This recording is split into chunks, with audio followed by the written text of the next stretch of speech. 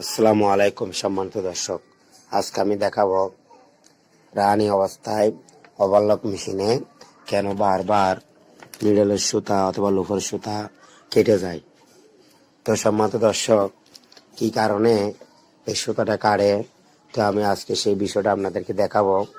আমরা অনেক সময় এই সমস্যাগুলো ফেস করে থাকি। তো সম্মানিত দর্শক, আমার এই চ্যানেলটি সাবস্ক্রাইব না করে থাকেন, এখনই সাবস্ক্রাইব করে দিবেন, পাশে থাকা বেল আইকনটি বাজিয়ে দিবেন। আমার ভিডিওটি ভালো লাগলে একটি লাইক দিবেন।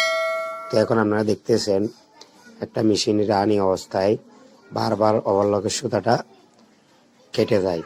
তো অনেক সময় লুফারের সুতা কেটে যায়, অনেক সময় নিডলের সুতা কেটে যায়, যার কারণে অফ অর্ডার কাজ করতে পারে না। তো আপনাদেরকে আমি দেখাতেছি যে লয়েল লুফার, এই লয়েল লুফারের মাথাটা যদি দাঁড় হয়ে যায়, সুতা কাটাটা বন্ধ হবে না। তারপর অনেক সময় এই সুতার সমস্যা থাকে, সুতার যদি টাইট থাকে, আমরা দেখতেছেন আমি দেখা দিয়েছি সুতো যদি টাইট থাকে তাও সুতা কাটা বন্ধ হবে না।